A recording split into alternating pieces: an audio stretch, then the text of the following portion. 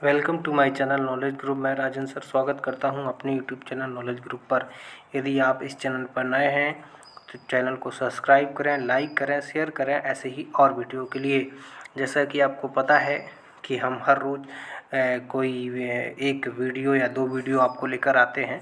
आज की क्लास में या हमने जो भी पिछली क्लासेस की है वो हमारी बॉडी से रिलेटिव है कि किस तरह से हमारी बॉडी वर्क करती है, किस तरह से जो बॉडी के ऑर्गन्स हैं वो किस तरह से वर्क करते हैं, चाहे वो लिक्विड हों चाहे वो सॉलिड हों। पिछली क्लास में हमने ब्लड के बारे में देखा था कि किस तरह से हमारा जो ब्लड है हमारी बॉडी के अंदर बहता है और कौन कौन सी जो नसें होती हैं जो वर्क करती हैं बॉडी में, जो बॉडी में जो ब्लड फ्लो करता है उसमें कौन कौन सी नस जो है यूज में हमारी बॉडी करती है और कितने पार्टों में उसको डिवाइड किया गया है। आज की बात करेंगे हम, आज की वीडियो हम ब्लड क्लॉटिंग के बारे में देखेंगे कि जब किसी भी पर्सन के जब चोट लग जाती है तो आप देखते होंगे कि कुछ देर बाद जो जो ब्लड है वो जहाँ पर चोट लगती है वहाँ पर जम जाता है। वो कैसे होता है, जिसको हम ब्लड का थक्का या जमना कहते हैं। तो वो कैसे ब्लड का थक्का जमता है, क्या उसकी प्रोसेस है, संपूर्ण जानकारी, संपूर्ण प्रोसेस हम इस वीडियो में देखने वाले हैं। तो सबसे पहले यदि आप इस चैनल पर नए हैं तो चैनल को सब्सक्राइब और लाइक और शेयर ज़रूर करें। अगर हम बात करते हैं क्लॉटिंग ऑफ ब्लड, रक्त का थक्का जमने की, तो इस प्रोसेस को हम कैस्केडिंग प्रोसेस कहते हैं। रक्त का जो थक्का जमता है उस क्रिया को हम कैस्केडिंग प्रोसेस कहते हैं और यह क्रिया 4 मिनट में कंप्लीट हो जाती है। जब किसी भी पर्सन के चोट लग जाती है तो ब्लड बहने लगता है। कुछ देर बाद आप देखते होंगे ये जहाँ पर चोट लगी है वहाँ पर ब्लड की एक पपड़ी टाइप की बन जाती है। धीरे धीरे वहाँ पर एक तरह से ब्लड जो है जो बह रहा होता है वो बंद हो जाता है। इस प्रक्रिया को हम ब्लड का जमना या थक्का कहते हैं। इस प्रोसेस को हम कैस्केडिंग प्रोसेस कहते हैं। यह क्रिया 4 मिनट में होती है। जो ब्लड का जमना है, there are 4 step of blood clotting. 4 step में हम डिवाइड कर सकते हैं अपने ब्लड का जो थक्का जमता है उस प्रोसेस को, जिसको हम कैस्केडिंग प्रोसेस कहते हैं। इस प्रोसेस को हम 4 स्टेप में पढ़ने वाले हैं। ये कह सकते हैं जो ब्लड जम जाता है, जिसका थक्का जम जाता है, इस जो पूरी प्रोसेस होती है वो 4 स्टेप में कंप्लीट होती है। सबसे पहला जो काम होता है जब किसी भी व्यक्ति की चोट लग जाती है और वहाँ पर ब्लड धीरे धीरे जम जाता है, जिससे ब्लड का जो बॉडी से फ्लो होना बंद हो जाता है, तो सबसे पहले इसमें थ्रम्बोसाइट सबसे पहले इसमें महत्वपूर्ण भूमिका निभाता है। थ्रम्बोसाइट को ही हम प्लेटें कहते हैं, जिनको हम प्लेटलेट कहते हैं। थ्रम्बोसाइट सबसे पहले जब किसी भी पर्सन के चोट लग जाती है, जहाँ से ब्लड का बहना स्टार्ट हो जाता है, जहाँ पर चोट लगती है, तो सबसे पहले थ्रम्बोसाइट जिनको हम प्लेटलेट कहते हैं, और यह किससे क्रिया करके, वायु से क्रिया करके थ्रम्बोप्लास्टिन का निर्माण करता है। थ्रम्बोसाइट वायु से क्रिया करके, क्योंकि जब ब्लड बाहर बहेगा तो ब्लड बाहर तो जो है एयर है, वायु है, तो ये वायु से एयर से क्रिया करके थ्रम्बोसाइट अर्थात प्लेटलेट क्या बना लेता है, थ्रम्बोप्लास्टिन बना लेता है।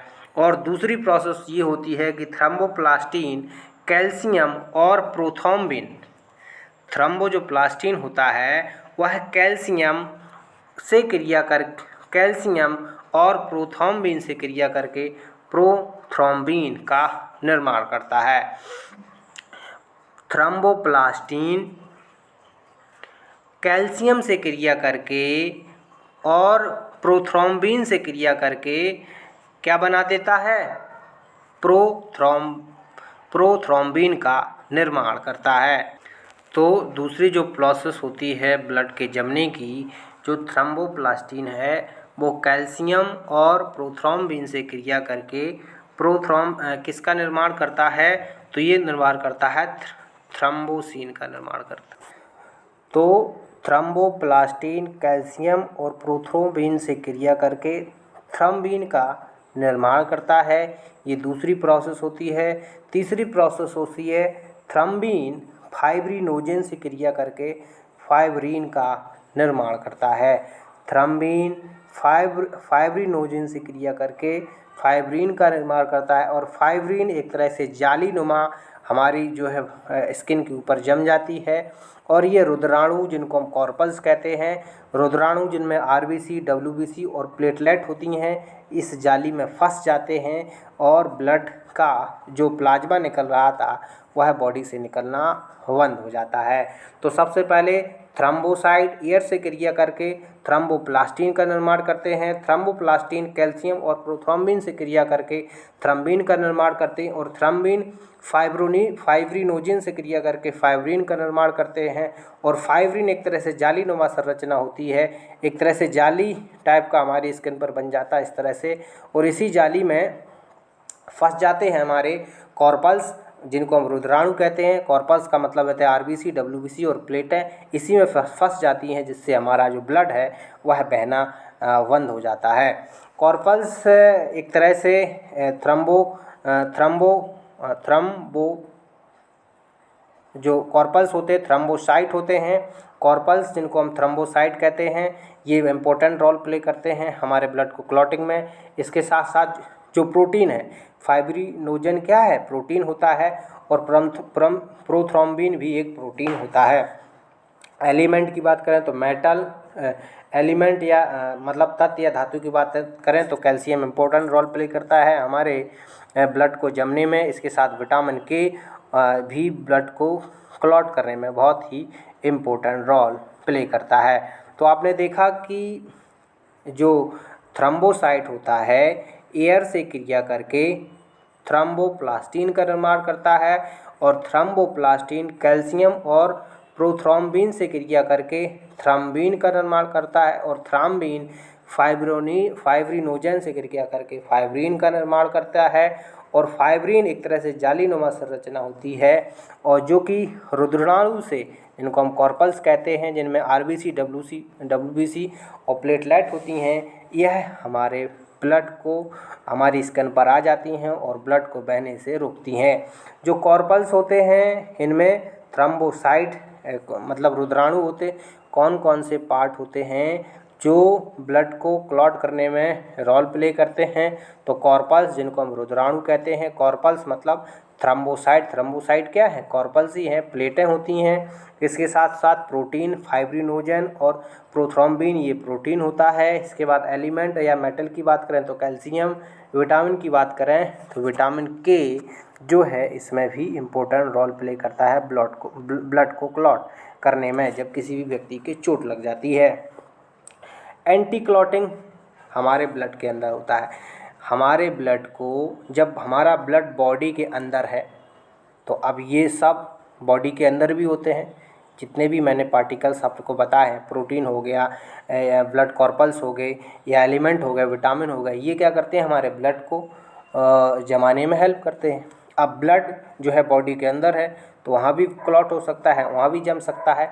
होता क्या है कि इस बॉडी के अंदर या कह सकते हैं ब्लड के अंदर एंटी क्लॉटिंग हेपेरिन नामक एक और एलिमेंट होता है। एक और एलिमेंट होता है बॉडी के ब्लड के अंदर एंटी क्लॉटिंग हेपेरिन नामक। ये क्या करता है, ब्लड को नसों में जमने से रोकने का काम करता है।